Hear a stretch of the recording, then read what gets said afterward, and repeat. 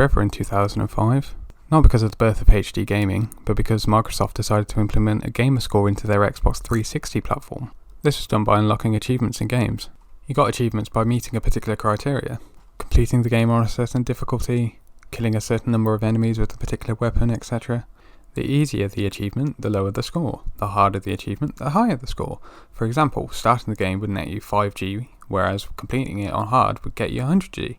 You had these in games before. Arcades were notorious for this. People going for the high score and having their initials on the screen. It was more of a personal thing on home consoles.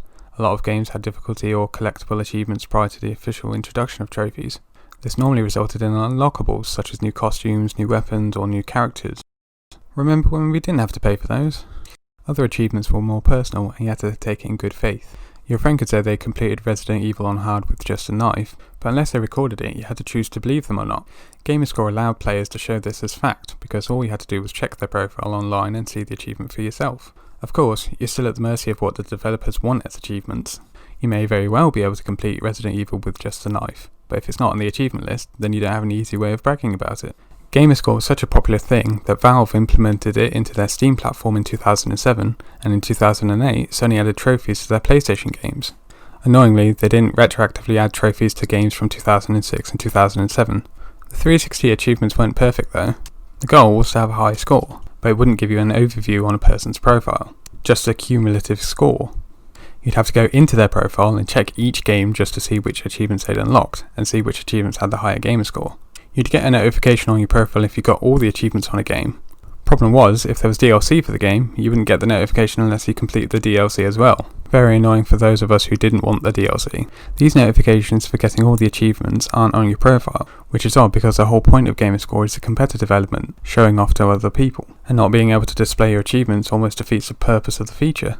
The only way you'll know someone has gotten all the achievements for a game is to go through their entire list of games, but that can take a while. Even now, you can't go to a friend's profile and get an overview or breakdown on their achievements.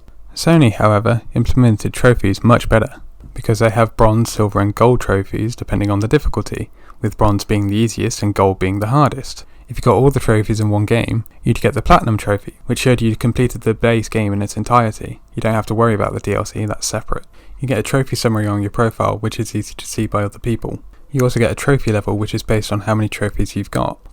Trophies and achievements have had such an impact on gaming that you get media dedicated to giving people hints and tips on how to unlock them, websites, written guides and YouTube videos. There are even people who just play games solely to get the achievements.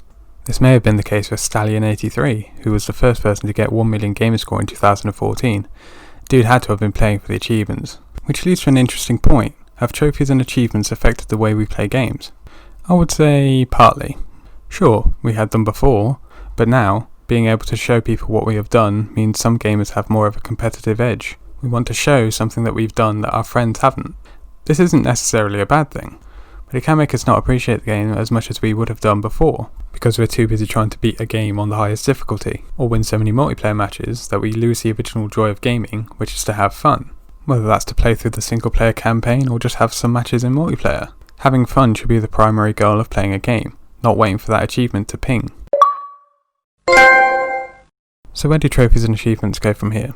They've been going officially for 15 years, and there's not much left to be done. However, I have a few suggestions. As someone who's not a massive multiplayer fan, I tend to play single player games because I prefer sitting down and immersing myself in the story of a game, without someone else impacting my experience. Sometimes if a game has a multiplayer component, I might dabble in it, but not massively. That is why I find it really annoying when I play a game and if I get all the single player achievements, I am met with a barrier saying I have to complete all the multiplayer achievements as well, if I want to get the platinum trophy. I know it sounds like I'm nitpicking, but there are gamers like me out there who are more single player focused, as well as ones who are more multiplayer focused. Therefore, playing a game and getting all the single player or multiplayer trophies, and still having only around a 40% completion rate is a bit annoying, after having put in so much effort into your preferred player mode.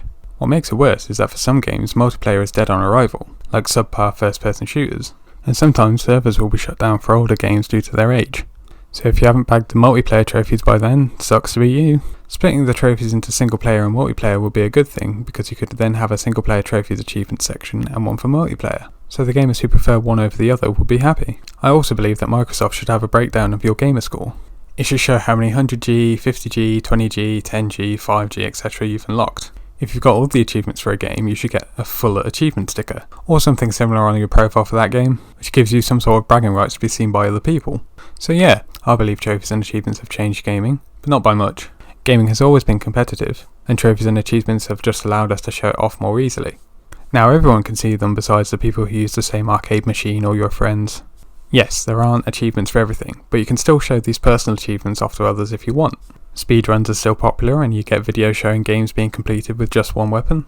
So if you want to speedrun Resident Evil with just a knife, go for it. So what do you guys think? Do you think trophies and achievements have changed gaming a lot, or not?